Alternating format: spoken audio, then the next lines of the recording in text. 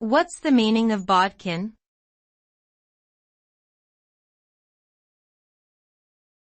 Bodkin.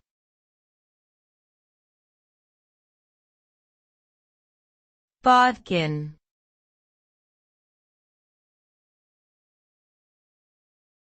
Bodkin.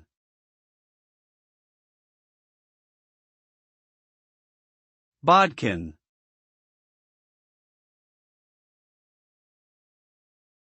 The word bodkin has several possible meanings depending on context, but its most common usage refers to a small pointed tool used for making holes in cloth or leather.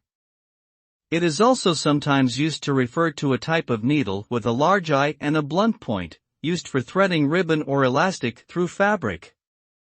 Depending on the specific context in which it is used, bodkin may suggest precision, craftsmanship, or attention to detail, but it can also connote a certain degree of toughness or durability, given the tool's ability to pierce through tough materials.